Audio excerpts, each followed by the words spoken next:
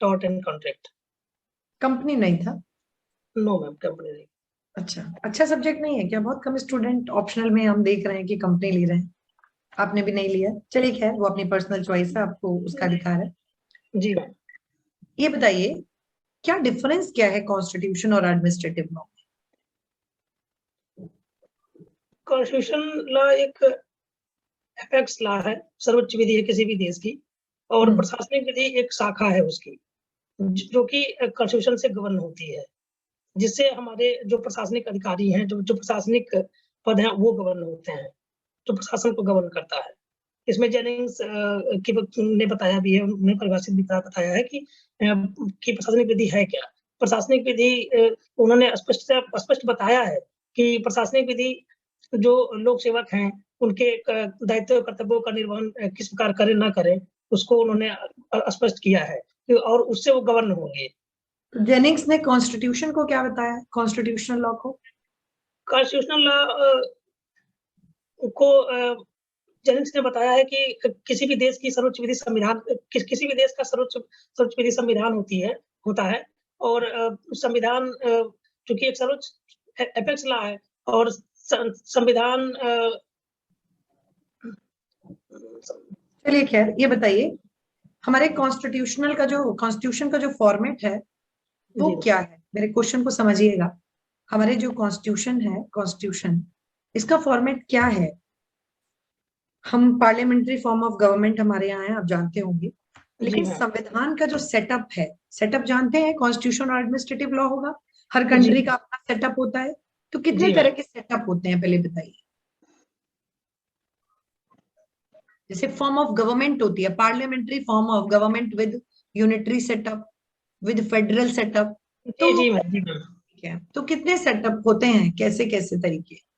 Ma'am पहले तो एक फेडरल होता है, जिसको संघात्मक संविधान कहते हैं, एक अध्यात्मक होता है, और एक एकात्मक संविधान होता है। ठीक है, तो भारत में क्या है?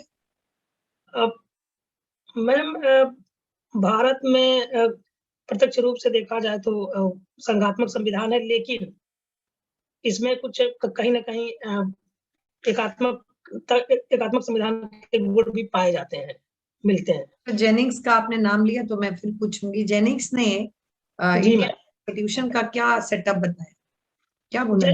जेनिंग्स ने मैम इंडियन कॉन्स्टिट्यूशन को एक वकीलों का स्वर्ग बताया है।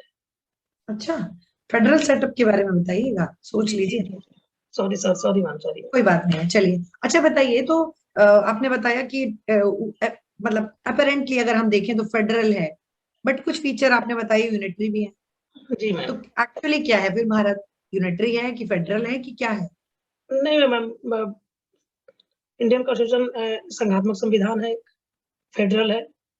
फेडरल है। फेडरल है जी। शेक्सपियर का कोड पढ़ा है आपने? जी मैम, शेक्सपियर ने भारतीय संविधान को अर्ध संघात्मक बताया है, क्वासी फेडरल बताया है। क्यों ऐसा? क्वासी फेडरल से तात्पर्य यह है कि ये संघात्मक होते हुए भी कुछ इसमें एकात्मक तक के गुण भी पाए जाते हैं, जैसे आर्टिकल 249, आर्टिकल 3, इमरजेंसी टाइम, कुछ प्रोविजंस ऐसे हैं कि जो एकात्मक मसला एकात्मक 249 क्या है? आर्टिकल 249 क्या है? आर्टिकल 249 में आर्टिकल 249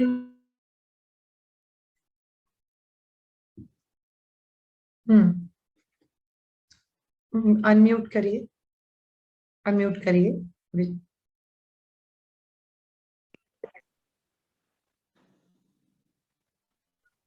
हाँ जी, बोलिए। आर्टिकल 249 में आप म्यूट हो गए थे।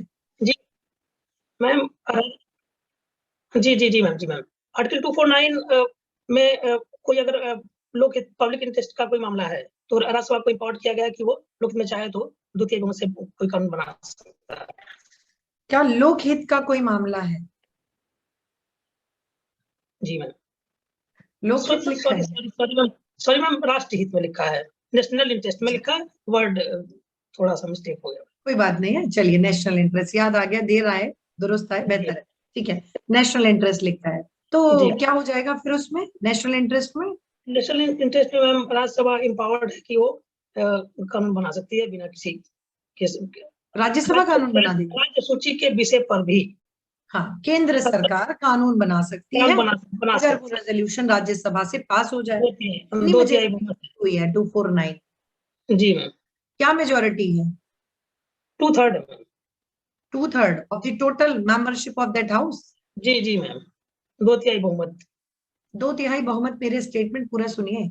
2/3 majority of the total strength of that house लिखा हुआ है। उस सदन की जो संख्या है उसका 2/3 चाहिए या फिर 2/3 मेंबर प्रेजेंट एंड वोटिंग लिखा हुआ है? मैम उपस्थित और मत देने वाले सदस्यों का 2/3 बहुमत प्रेजेंट एंड वोटिंग। ओके, चलिए ठीक है। अच्छा ये बताइए, कोऑपरेटिव फेडरलिज्म से क्या समझते हैं? सुना है कभी? जी मैम, कोऑपरेटिव फेडरल जो सहकारी संघवाद जिसका हिंदी रूपांतरण है, और सहकारी संघवाद में केंद्र और राज्य एक दूसरे को सहयोग के तौर पे कार्य करते हैं, परस्पर एक दूसरे के सहयोग करते रहते हैं। अच्छा, तो ऐसा दिखता है आपको भारत में? जी मैम। दिख रहा है? कोई एग्जांपल कुछ है आपके पास ऐसा बताने के लिए जिससे मैं मानूं कि हाँ, कोऑपरेटिव फेडरलिज्म को फॉलो किया जा रहा है? जीएसटी। अच्छा ठीक है। कोई ऐसी काउंसिल वगैरह भी है भारतीय संविधान में? जी मैम, अंतर्राज्यीय परिषद परिवर्तन किया गया हाल फिलहाल में जो केंद्र और राज्य के सहयोग। हाँ जी मैम, अंतर्राज्यीय परिषद बनाए गए हैं, नदियों संबंधित भी है। चलिए आर्टिकल 263 के अंतर्गत जो गठन होता है। ठीक ओके। चलिए अब ये बताइए, आपने न्यायपालिका की बात ध्यान में आते ही एक बहुत स्पेशल टर्म होता है, दैट्स कॉग्निजेंस, मतलब संज्ञान लेना। सुना होगा? बिल्कुल पता होना चाहिए, है ना? संज्ञान के विषय में हम लोग सुओ मोटो कॉग्निजेंस के बारे में बात करते हैं। What's the meaning of cognizance और सीआरपीसी में इसका क्या प्रोविजन है, हमें बता दीजिए। Ma'am, cognizance word not defined to CrPC.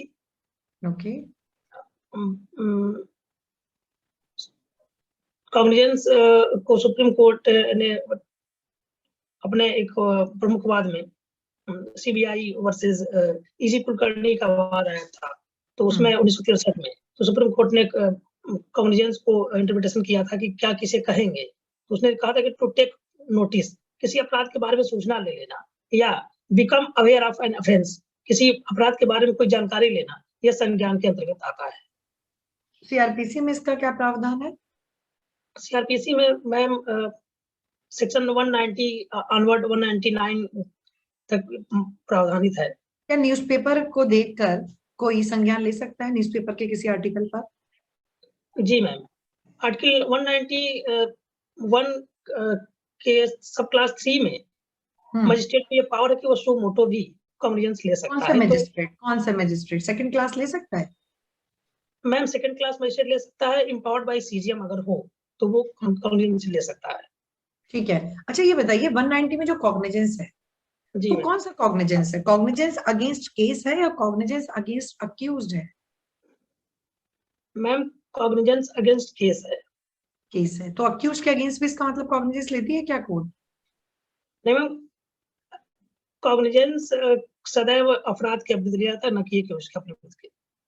अच्छा ठीक है। अच्छा बताइए, पहली बार अक्यूज्ड के अगेंस्ट कोर्ट क्या प्रोसीजर, क्या सीआरपीसी में प्रोसीजर है जब कोर्ट अक्यूज्ड के अगेंस्ट करती है? मान लीजिए कॉग्निजेंस ले लिया, जी मैम, ठीक है, कॉग्निजेंस ले लिया, फिर नेक्स्ट स्टेप क्या होगा? चलिए आप ये बताइए, कंप्लेंट केस के बारे में आप जानते हैं? कंप्लेंट केस, जी मैम, ठीक है। तो मान लीजिए कोई कंप्लेंट किसी ने परिवाद किया, तो क्या करें मजिस्ट्रेट? जरा हमें शॉर्ट में ब्रीफ में बता दीजिए कंप्लेंट केस का प्रोसीजर। कंप्लेंट 200 में सेक्शन 200 के अंतर्गत किसी व्यक्ति ने कंप्लेंट फाइल किया मजिस्ट्रेट के समक्ष, तो मजिस्ट्रेट के पास 2 विकल्प होगा। पहले तो वो परिवार पे कॉग्निजेंस ले सकता है, अगर कॉग्निजेंस नहीं लेता है तो उस 156(3) में एसएचओ संबंधित जो अधिकारी है उसको इन्वेस्टिगेशन का आदेश दे सकता है। ठीक है। जी मैम, और अगर संज्ञान ले लेता है तो मामलों की जांच करेगा। जांच करेगा और 201 के अंतर्गत, ठीक, जांच करेगा। जांच में अगर वो आता है कि मामला कोई नहीं बन रहा है तो वो उसको लौटा देगा।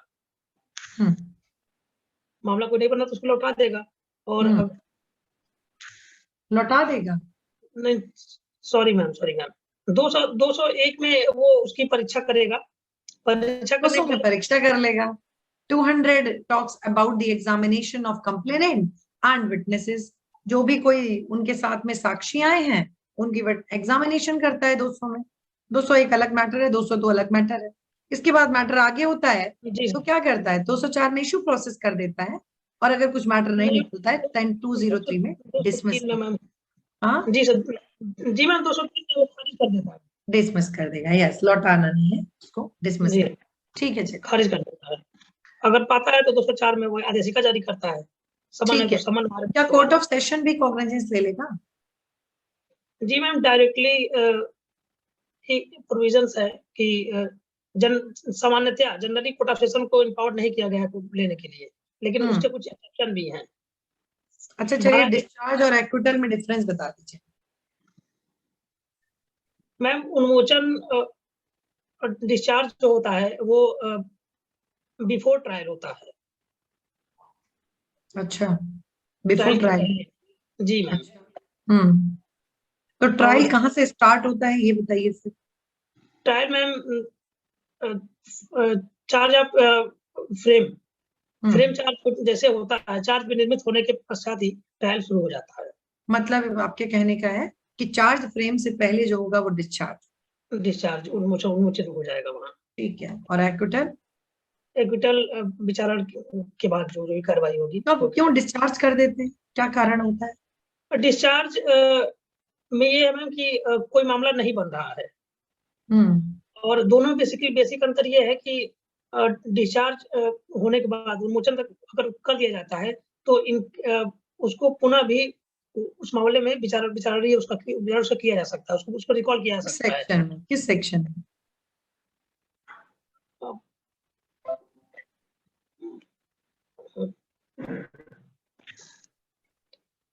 थ्री 319 पढ़ा होगा, याद नहीं है। जी मैम, सॉरी। कोई बात नहीं, कोई बात। और मैम और भी अंतर है उसमें। 300 उसको फंडामेंटल राइट का एक आधार मिल जाता है, दोषसिद्धि हो जाती है। और एक्विटल बताइए आप, चलिए एक्विटल बताइए, एक्विटल कब किया जाता है? एक्विटल मैम अगर कोई मामला कोई नहीं बन रहा है। पहले भी मामला नहीं बन रहा है तो आपने डिस्चार्ज कर दिया, फिर मामला नहीं बन रहा है। नहीं मैम, ट्रायल के बाद ट्रायल हुआ, ट्रायल के बाद बताइए। हाँ जी मैम, ट्रायल होने के बाद ट्रायल चल रहा है, ट्रायल फाइनल स्टेज पे आया। फाइनल होने के बाद ये लगा कि अभी तो खिलाफ कोई एविडेंसेस नहीं है किसी तरह का, तो वो उसको एक्विटल कर दिया जाएगा। चलिए ठीक है। अच्छा, जज बनने के बाद आपकी सबसे पहले दायित्व क्या होगा? क्या आप सोच के जज बन रहे हैं, क्या दायित्व होगा एक जज बन के? आपको क्या लगता है मेरे अंदर ये चीज होनी चाहिए? मैम जज बनने के बाद ये है कि